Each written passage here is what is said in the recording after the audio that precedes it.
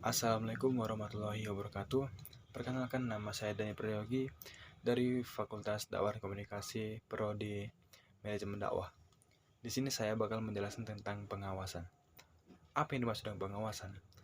Pengawasan adalah suatu kegiatan untuk mencocokkan kegiatan operasional lapangan cocok dengan rencana atau planning yang sudah ditentukan.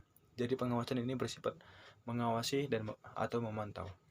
Adapun fungsi pengawasan dalam manajemen adalah untuk memastikan semua kegiatan berjalan dengan baik serta meminimalisir kesalahan dalam kegiatan dan segera memperbaikinya. Yang kedua yaitu metode pengawasan. Metode yang pertama yaitu metode pengawasan non-kuantitatif. Metode pengawasan ini adalah metode yang sering digunakan manajer untuk menjalankan pelaksanaan atau fungsi-fungsi manajemen dan pada umumnya.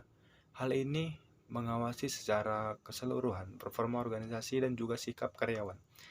Jadi pengawasan non-kuantitatif ini adalah pengawasan yang sering digunakan untuk manajer untuk memantau semua pergerakan baik dari performa organisasi dan juga sikap dari karyawannya. Metode pengawasan ini meliputi yang pertama yaitu pengamatan. Pengamatan adalah kegiatan perhitungan dan pengumpulan informasi tentang keadaan dalam suatu bisnis atau organisasi. Yang kedua yaitu inspeksi teratur dan langsung atau control by regular and spot investigation. Adalah pemeriksaan tentang pekerjaan pegawainya secara teratur dan tetap pada SOP kerja. Yang ketiga ada pelaporan secara lisan dan tulisan. Pelaporan secara lisan dan tulisan ini maksudnya para karyawan wajib melaporkan perkembangan ataupun penurunan secara lisan ataupun tulisan, begitu juga dengan manajer. Yang keempat ada evaluasi pelaksanaan. Evaluasi pelaksanaan adalah suatu kegiatan guna menentukan tingkat kemajuan pelaksanaan dibanding dengan rencana.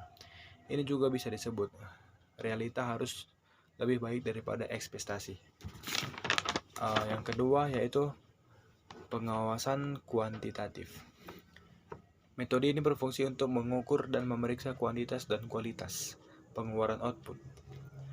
Metode ini meliputi yang pertama yaitu anggaran, baik anggaran secara biaya maupun anggaran secara anggaran kecelakaan kerja. Yang kedua yaitu programming budgeting system.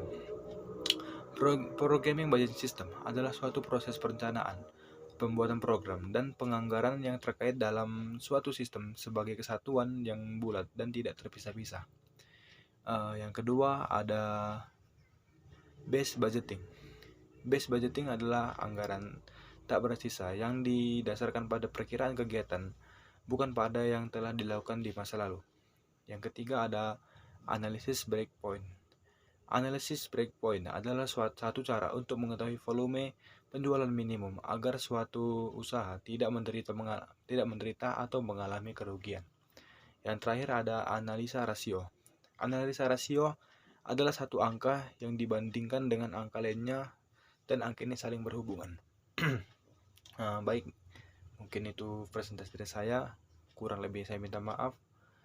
Saya akhiri. Assalamualaikum warahmatullahi wabarakatuh.